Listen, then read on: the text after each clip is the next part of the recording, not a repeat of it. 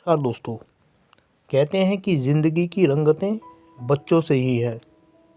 बच्चों की खिलखिलाहट, उनकी मुस्कुराहट ज़िंदगी में रस भर देती है और उनकी उदासी ज़िंदगी को नीरस बना देती है। इसी बात को बयान करती है हमारी आज की कहानी, जिसका नाम है स्वार्थी दानव। इस कहानी को मैंने पढ़ा था अपनी कक्षा 5 की बाल भारती नामक पाठ्य पुस्तक में, और आज की इस वीडियो के माध्यम से मैं यही कहानी आप लोगों के सामने प्रस्तुत कर रहा हूँ। तो चलिए पढ़ते हैं इस कहानी को शुरू से लेकर अंत तक। दोपहर के समय पाठशाला से लौटते हुए सभी बच्चे दानव के बगीचे में खेलने जाते थे। दानव का बगीचा बहुत ही बड़ा और सुंदर था। उसमें नरम नरम घास का गलीचा बिछा हुआ था। जहाँ तहाँ क्यारियों में रंग बिरंगे फूल खिले हुए थे। बगीचे में आड़ू के कई पेड़ थे, जिनमें गर्मियों में गुलाबी और सफ़ेद फूल खिलते थे। कुछ ही दिनों में आड़ू के वे पेड़ फलों से लद जाते थे। इन पेड़ों पर बैठकर पक्षी मधुर संगीत गाते और कई बार अपने खेल को भूलकर बच्चे भी उनके संगीत में खो जाते। दानव अपने मित्र के यहाँ गया हुआ था। वहाँ कुछ समय बिताने के बाद वह घर लौटा।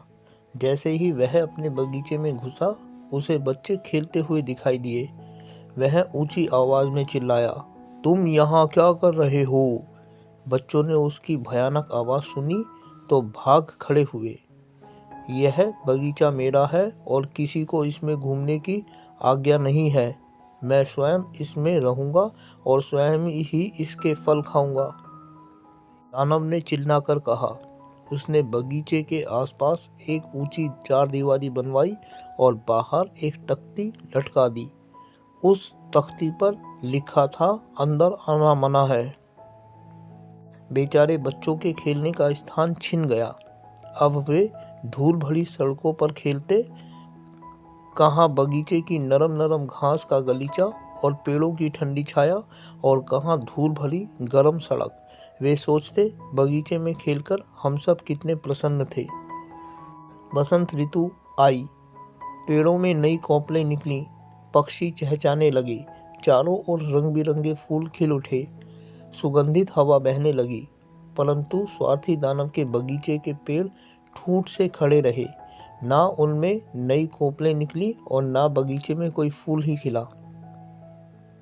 नरम नरम हरी घास भी सूखकर पीली पड़ गई। कोई पक्षी उस बगीचे में नहीं चहका। ठंडी और सूखी हवाएं चलती रहीं और दानव मन ही मन सोचता रहा, कब यह सर्दी समाप्त होगी और वसंत आएगा। परंतु दानव के बगीचे में वसंत को ना आना था, ना आया। एक दिन दानव अपने घर में लेटा हुआ था। अचानक उसे कहीं से मधुर संगीत सुनाई दिया। वह तुरंत उठ बैठा। एक चिड़िया उसकी खिड़की के बाहर चहचहा रही थी। दानव ने बहुत समय से किसी पक्षी की आवाज़ नहीं सुनी थी, इसीलिए इस चिड़िया का चहचहाना उसे स्वर्गिक संगीत जैसा लगा। ओह, तो आ गया वसंत। वह अपने बिस्तर से कूदा और बाहर बगीचे में देखने लगा। दानव ने अपने बगीचे में एक अनुपम दृश्य देखा। बगीचे की चारदीवारी में एक सुराख हो गया था। उसमें से बच्चे बगीचे में घुस आए थे। पेड़ों के आसपास बच्चे प्रसन्नता से नाच रहे थे और पेड़ों की शाखाएं झूम झूम कर उनका स्वागत कर रही थी। पेड़ों में नई कोपलें निकल आई थी और कलियों से फूल झांकने लगे थे। चारों ओर रंग बिरंगे फूल अपने सिर उठाए मुस्कुरा रहे थे। पक्षी भी अपने पंख फैलाए एक डाल से दूसरी डाल पर फुदक रहे थे। बच्चों की खिलखिलाहट और पक्षियों के चहचहाने से बगीचे में एक नैसर्गिक दृश्य उपस्थित हो गया था। बगीचे का एक कोना अभी भी सूना था। वहाँ एक छोटा सा बच्चा खड़ा था।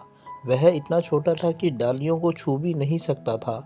वह पेड़ के आसपास चक्कर लगाता हुआ रो रहा था।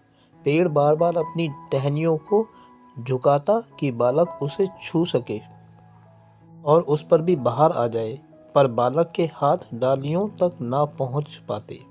दानव ने जैसे ही यह दृश्य देखा, उसका हृदय पिघल गया। उसने सोचा, मैं कितना स्वार्थी हूँ। मैंने इन बच्चों को अपने बगीचे में घुसने से मना कर दिया था। इसीलिए मेरे यहाँ वसंत नहीं आया। मैं यह दीवार तोड़ दूंगा और बच्चों को अपने बगीचे में खेलने दूंगा। दोस्तों, एक खूबसूरत से चित्र में आप दानव को देख सकते हैं जो उस छोटे बच्चे को खुद पेड़ की डाली पर बिठा रहा है, जो खुद पेड़ को छूने में भी असमर्थ था। दानव धीरे से आया और पेड़ के नीचे रोते हुए उस बच्चे के पास जा पहुंचा। बगीचे में दानव को आते देख सभी बच्चे भाग खड़े हुए।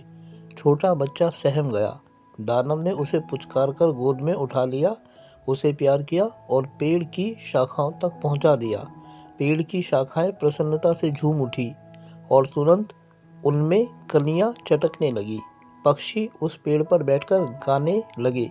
छोटे बच्चे ने अपने दोनों बाहें दानव के गले में डाली और उससे लिपट गया, मानो वह उसका धन्यवाद कर रहा हो।